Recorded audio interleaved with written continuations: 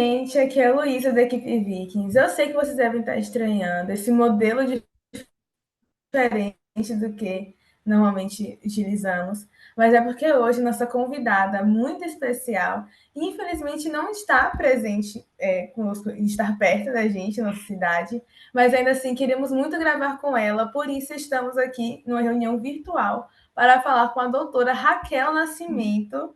Boa tarde, Boa doutora. tarde, tudo bem? Tudo bem. Como vocês já devem saber, no nosso Instagram estamos em uma semana especial, que é a Semana Ciência Negra, onde estamos discutindo a questão racial dentro da ciência e também dentro do Brasil. Por isso, como nosso último dia de evento, temos um podcast muito especial com a doutora Raquel, que vai contar um pouquinho tanto sobre a carreira dela, quanto sobre como funciona o ramo científico, principalmente para as pessoas negras. Então, já podemos começar com a nossa primeira pergunta. Queremos, antes de começar o bate-papo, que a doutora se apresente, conte um pouco da sua carreira, sua trajetória, o que fez você chegar onde chegou. Meu nome é Raquel, né? Como já foi bem apresentada, eu sou de Ilhéus, natural de Ilhéus, na Bahia, e a minha história assim, é muito engraçada do ponto de vista de oportunidades, né? Eu não sou de família, minha família, né, é uma família grande, eu sou a quarta de 8 filhos, estudei a minha vida toda em escola pública, então, assim, graças a, assim, sou muito feliz por tudo, né, que meus pais conseguiram me proporcionar, mesmo com poucas oportunidades, né, com pouco recurso, mas eles me passaram valores e me motivaram, né, de certa forma, até para que eu pudesse olhar além, né, olhar além da minha realidade, das perspectivas que se apresentavam para mim. Então, assim, eu tive uma história difícil, né, a gente era de classe média baixa, né? Então não tínhamos muita oportunidade, mas tínhamos uma família unida, uma família que tinha muita vontade de ser feliz, né? De viver tudo que tinha para a gente viver nesse mundo. Então, assim, foi muito interessante como foi a minha reviravolta, né? Então, eu sempre conto que a minha história assim, tinha toda a questão do ensino médio, né? Ensino fundamental, ensino médio.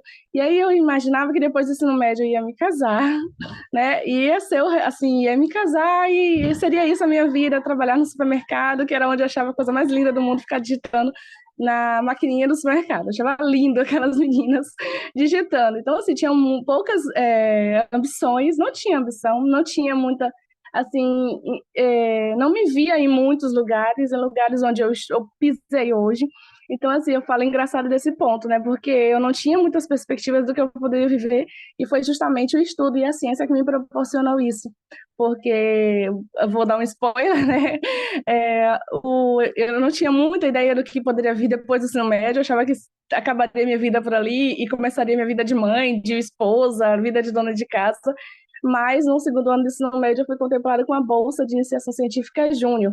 E foi aí que tudo mudou, porque eu comecei a perceber que existia uma universidade em Ilhéus, uma universidade boa, que tinha muita coisa legal para fazer, muita pesquisa de ponta que eu poderia fazer, e foi aí que os meus olhos de fato se abriram, né? E por conta da astronomia em si, foi que todo esse horizonte se abriu, se ampliou para mim, e eu comecei a perceber que o mundo era muito maior do que Ilhéus, né? Que era de onde eu morava e do meu bairro, né? Que foi onde eu fui criada a minha vida toda. Então, até a minha faculdade, eu nunca tinha feito uma viagem. Então, para mim, aquele era tudo que o mundo oferecia para mim. Era Ilhéus, minha bolha era muito pequena. Né? E aí, no segundo ano do ensino médio, foi que eu fui perceber que existia muita coisa boa para ser feita e muito talento que eu poderia aplicar, né? Que eu tinha muita coisa para desenvolver também, mas que tinha muita coisa legal para fazer aonde eu quisesse, né? Então, só fazendo essa introdução ampla, mas já para ter uma noção de como foi essa minha trajetória super divertida. Olá, doutora, prazer, tudo Prazer bem? todo mundo. A minha xará, meu Deus, estou encontrando a física, Raquel. Que prazer enorme estar falando com a senhora.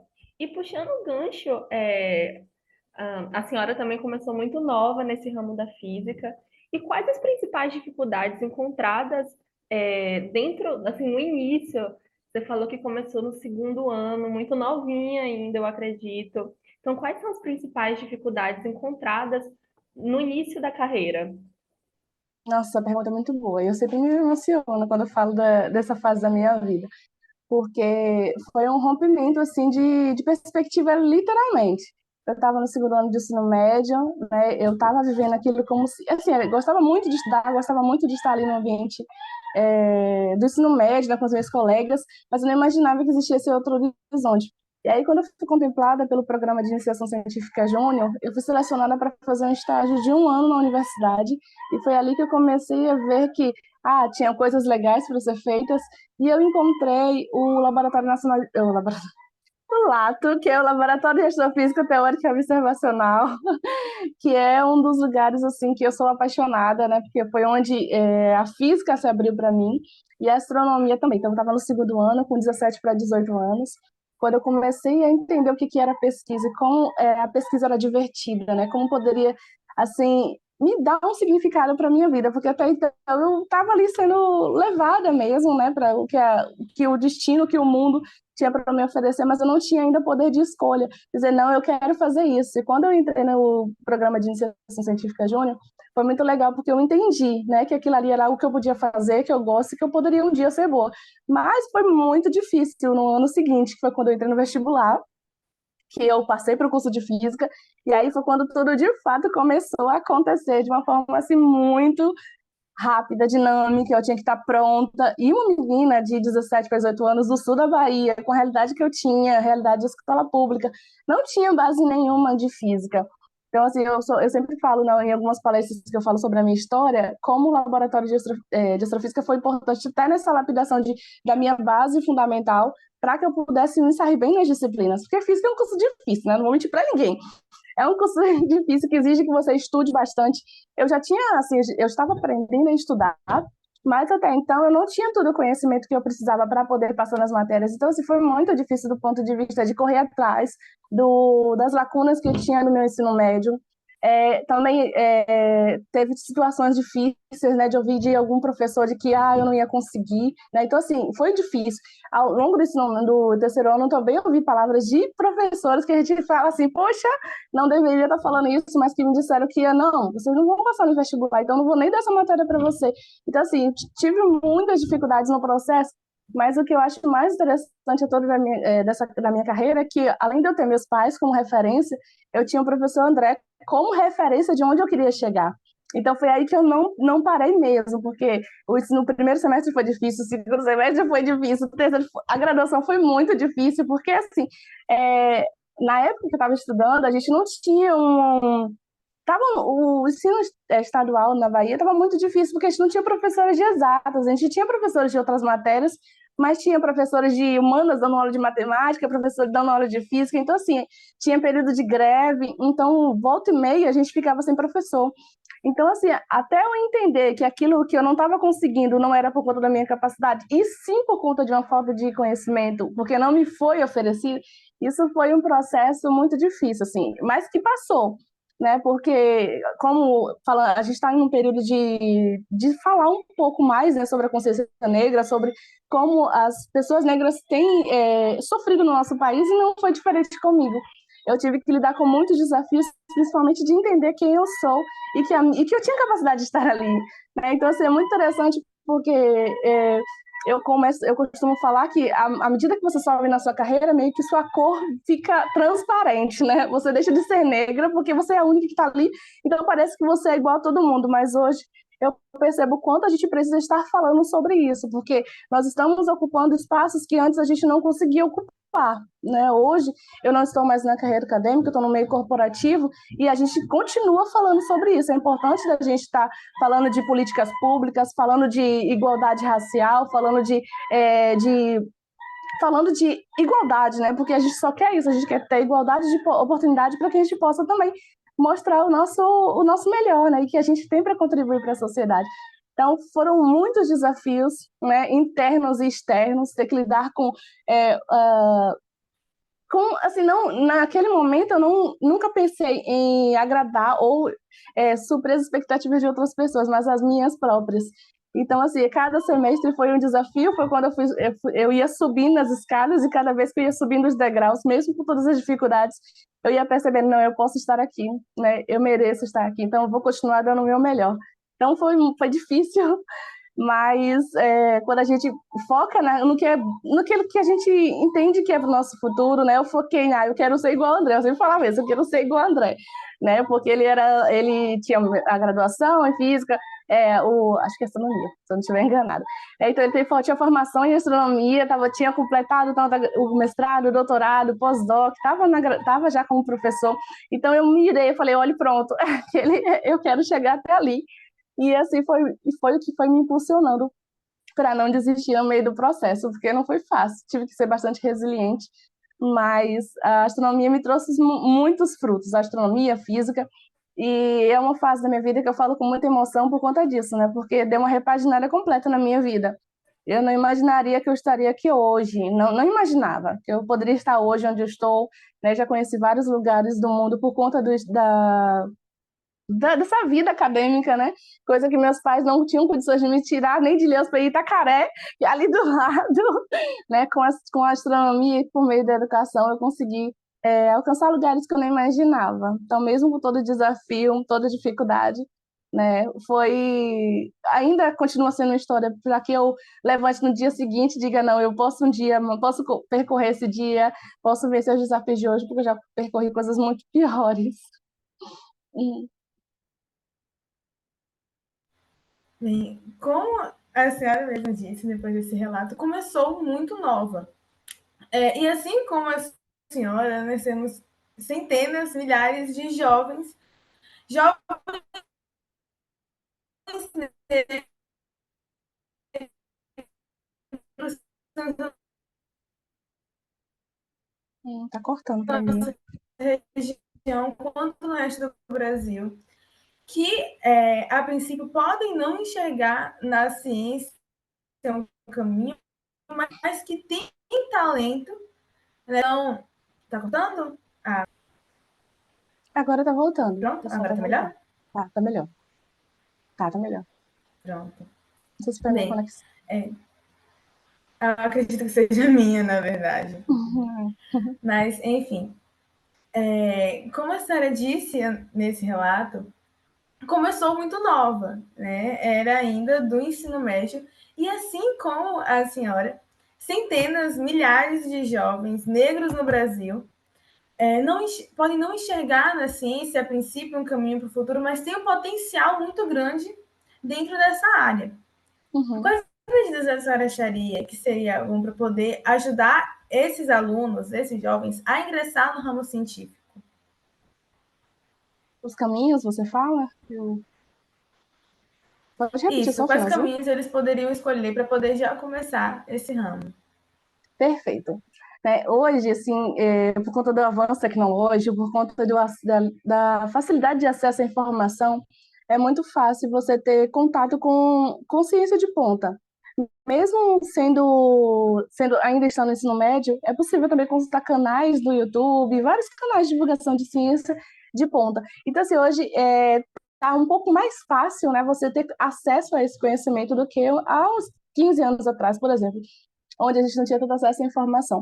Então, a gente tem alguns caminhos assim,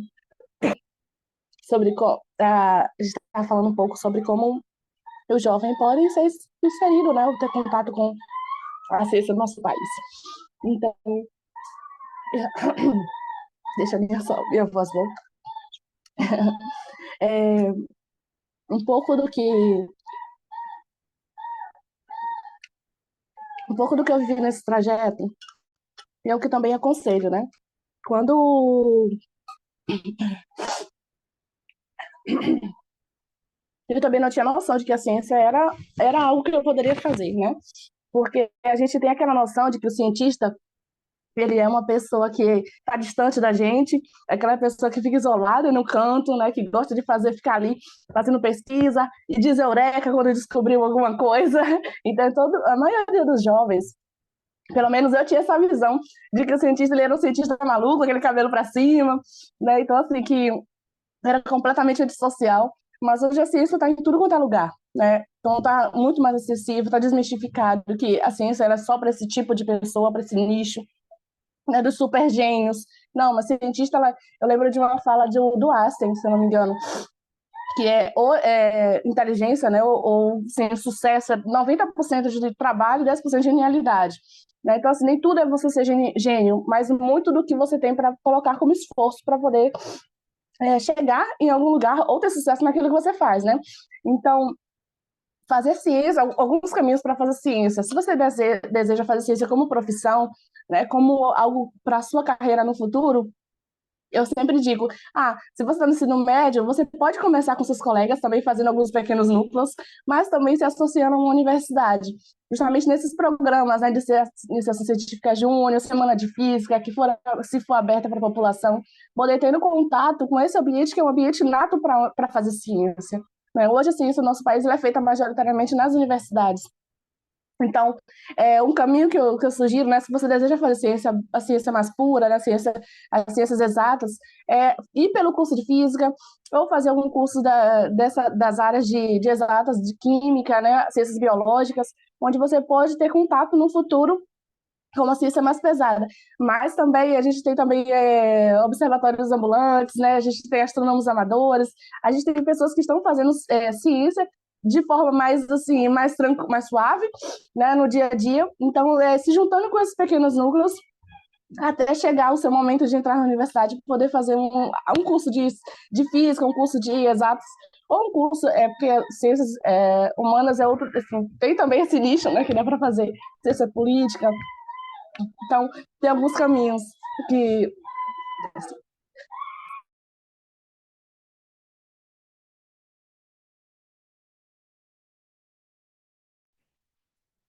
gente, eu peço desculpa, vou dar trabalho para vocês na edição do vídeo, né? Não, pode Aqui tá ficar muito tranquila. quente. Aqui tá muito quente, então eu tô com a garganta atacada. Hum. Não sei se eu respondi, se quiserem que eu fale um pouco mais. Não, tá perfeito. Lu? Ótimo. Bem, seguindo, né, a senhora citou sobre esses pequenos núcleos, também sobre como a maior parte da produção. Não está travando, não, né, gente? Não, Tudo não. tranquilo? Tá, tudo tranquilo. Sobre como essa produção científica nacional ela vai ocorrer majoritariamente nas universidades, enxerga o panorama ciência negra no Brasil. Como, quais produções estão ocorrendo, a questão da visibilidade desses projetos. Então, queríamos que a senhora compartilhasse um pouquinho de sua visão sobre esse cenário.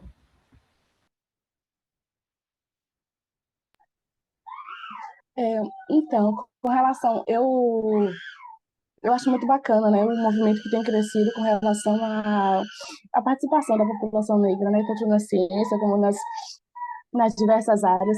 E eu acho muito interessante, assim, o nosso papel, assim, nas ciências exatas, inclusive, assim, especificamente na astronomia, o movimento ele não é tão forte com relação à ciência negra, né?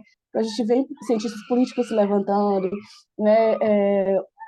Própria Djamila, né, como militante, né, falando bastante sobre o nosso papel na sociedade, o nosso papel na ciência, o nosso papel onde a gente pode chegar aqui em qualquer lugar.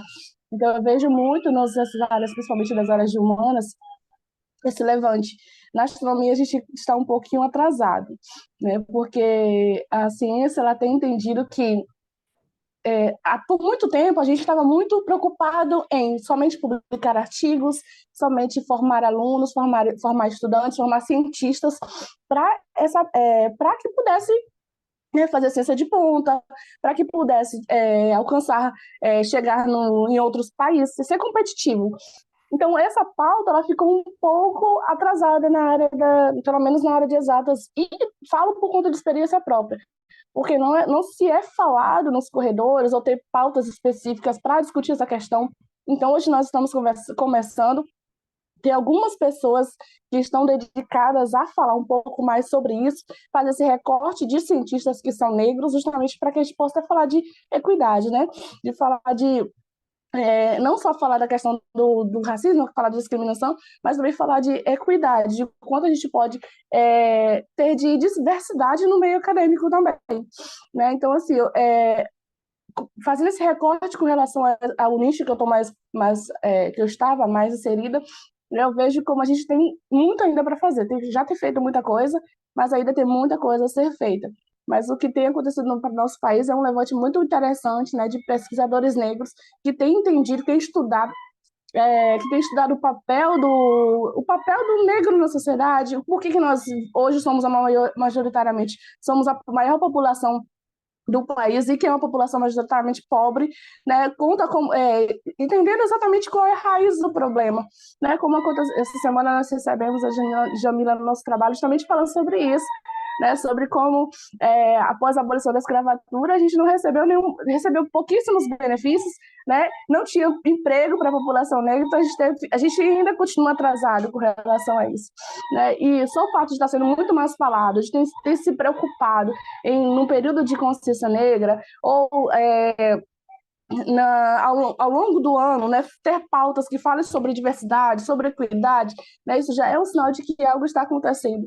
Mas até onde eu sei, dentro das ciências exatas, essa pauta ainda está um pouquinho atrasada, mas já tem muita coisa boa acontecendo no nosso país. Durante essa semana, doutora, quando nós estávamos separando os materiais, um ponto que foi discutido dentro da equipe foi sobre as pioneiras, as cientistas negras pioneiras, que as nossas pioneiras ainda estão vivas, porque é tudo muito recente. Como a senhora enxerga essa atuação da mulher negra na ciência e quais as dificuldades a nossa sociedade ainda enfrenta? Como a senhora citou, nós ainda somos muito atrasados nessas questões de gênero, de raça. Realmente, o Brasil ele precisa ser mais atuante nessas questões. É muito interessante isso, né? E o fato dessas mulheres pioneiras estarem vivas, isso mostra também o porquê a gente demorou tanto a perceber que o nosso lugar é justamente também na ciência. Se eu quiser fazer ciência, aquilo é meu lugar, porque faltava referência. E hoje eu entendo que eu preciso ser referência para outras meninas negras que estão nascendo, que estão vindo, né? Que estão aí buscando seu lugar ao sol, né? Correndo atrás daquilo que deseja, dos seus sonhos. Então, sempre que eu tenho uma oportunidade, eu estou falando sobre isso, sobre um pouco da minha história e que é possível, né?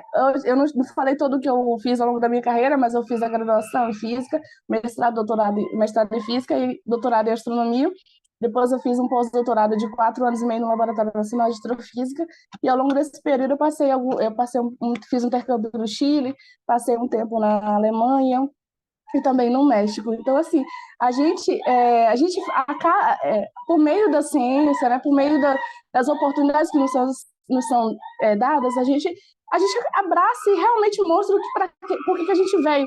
Porque é muita ignorância pensar que por conta da cor que eu vou ser limitada, a minha inteligência é limitada à minha cor, pelo contrário, eu sou um indivíduo, né? Então, eu sou um indivíduo, tenho as minhas habilidades, tenho aquilo que eu preciso melhorar, mas pensar que por conta da raça, por conta do meu tom de pele, eu preciso ser subjugada a uma pessoa de uma pele mais clara, isso é muita ignorância, né? Então, assim, hoje eu vejo como é importante a gente ter essas referências, porque aí a gente entende, não, eu tenho um caminho longo para percorrer, muita coisa já melhorou, mas muita coisa ainda precisa ser feita, né? Então, assim, eu valorizo muito, eu acho muito bonito. Eu sigo algumas dessas pioneiras, né? Gosto muito acho que é Evaristo, né?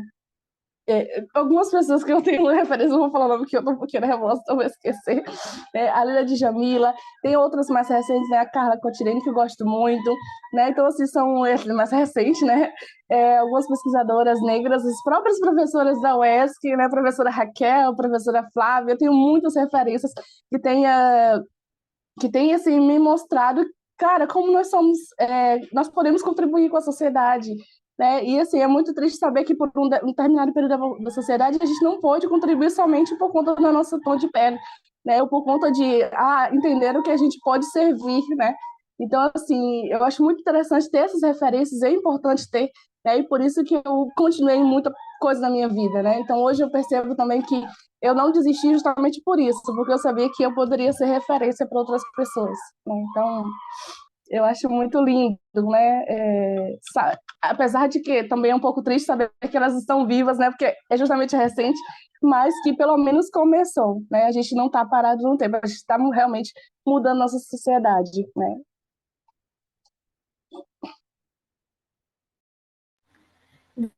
Bem, e como última pergunta para finalizar esse bate-papo incrível, queríamos saber quais medidas tanto a ciência pode aplicar quanto nós, da população, nós não podemos exercer no nosso dia a dia para fazer com que esses pesquisadores negros e negras eles tenham um papel de maior visibilidade, né? Como podemos transformar a ciência em um ambiente mais inclusivo?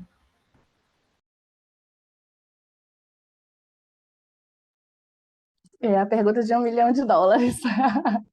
Né?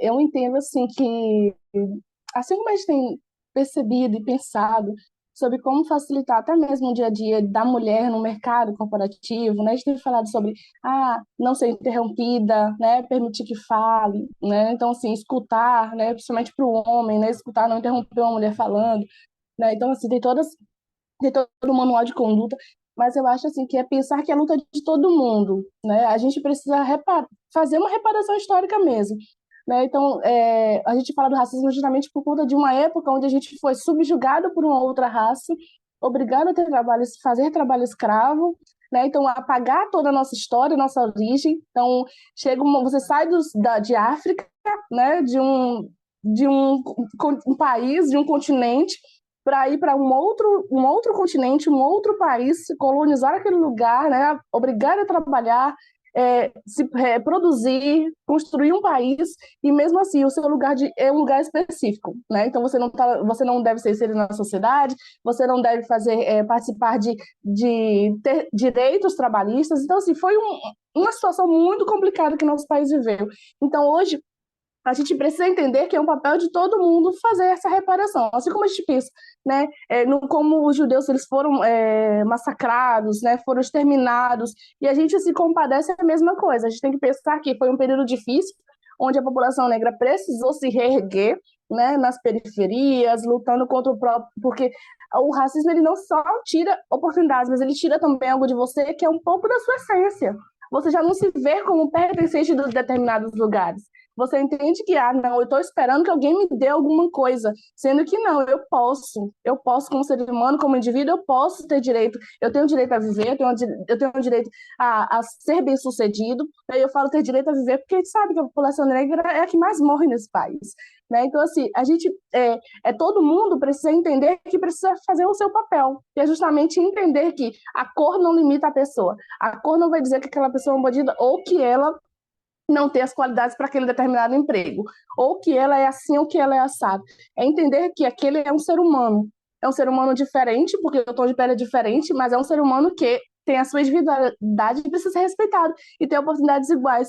E uma coisa que é muito importante, que eu não sei se eu falei, mas assim, hoje, né, até falando um pouquinho sobre a questão das cotas, né, das políticas públicas, eu não passei por cotas no vestibular, porque ainda não tinha lá na UESC, mas eu achei muito interessante como eu pude participar de algumas iniciativas de políticas públicas, como rodas de conversa onde tinham tantas pessoas negras como pessoas de pele clara, pessoas negras de pele clara, então tinha de tudo quanto é tipo, e onde eu fui desmistificando tudo aquilo que o racismo estrutural tinha colocado dentro de mim. O fato de pensar em meritocracia, agora como é que pode uma menina negra do sul da Bahia, da periferia, pensar que chegou naquele lugar por conta de meritocracia? Não foi, pelo contrário, eu tive que correr 3 vezes, 5 vezes mais rápido, né, pular não sei quantos obstáculos para passar simplesmente no vestibular. Né? Quando tem pessoas que têm situações muito mais favoráveis do que a minha, precisou fazer o mínimo de esforço e passou. Então, assim, entender que é a luta de todo mundo, né? Que não é só de uma pessoa, não é só das pessoas negras, é de todo mundo, né? Para que a gente possa ter uma sociedade mais igualitária, porque Tem até um estudo que fala, né, que onde as mulheres elas são bem-sucedidas, a sociedade é bem-sucedida. E as mulheres negras estão incluídas nisso também. Se nós somos maioria, se nós somos bem-sucedidas, se nós estamos sendo inseridas na sociedade, nos empregos que a gente deseja, não só naqueles que eles nos veem, a sociedade vai ter muito ganho. Então, não é só pensar em, eu estou fazendo bem, eu estou dando migalha para... Não, eu estou fazendo bem para a sociedade. Né? Se hoje a gente fala de que a gente tem um país violento, e assim, a gente faz o recorte de que a população negra está na periferia e é alvo, é vítima e também é quem promove violência, a gente tem que pensar que a gente precisa trazer esse pessoal, tirar desse ambiente violento, dar oportunidade, dar conhecimento, dar educação para que a gente no futuro possa ter um país onde a gente possa dizer, não, aqui eu vivo num lugar seguro. Né? Não tem, onde você tem desigualdade, você tem pobreza, você vai ter violência. Então, isso está diretamente relacionado com a nossa população, por quê? Porque são os 200 anos de separação, né? Estávamos escravos, depois deixamos de ser escravos, mas não tinha emprego, não tinha situação favorável. Então, esperar que a população cresça do nada e sem oportunidade, sem questão, sem ao menos ter como sobreviver ou se sustentar, isso significa que eu não estou me importando com aquele povo, mas eu preciso. Então, quando eu falo de a luta de todos, é justamente por isso, porque sozinhos a gente pode até conseguir, mas vai levar muitos, muitos, muitos anos. São gerações inteiras sendo dizimadas. Então, a luta precisa ser de todo mundo mesmo. Bem, é isso. Nós temos apenas 1 minuto e meio, então só queria finalizar aqui a conversa. Agradecer muitíssimo pela senhora, pela oportunidade de estar participando desse evento que foi pensado com tanto carinho, né, para trazer a questão, o debate racial dentro da ciência, como a senhora disse, não é um debate que é trazido normalmente. Ajudar a nossa comunidade Itabuana Ilhéus e trazer a senhora, que é de Ilhéus, como referência, foi muito importante para a gente. Muito obrigada pela gente por ter ficado até aqui, por ter acompanhado esse bate-papo. Um beijo, Tchau. obrigada, Beijo, gente. muito obrigada, Tchau. doutora. Prazer, beijinho, tchau.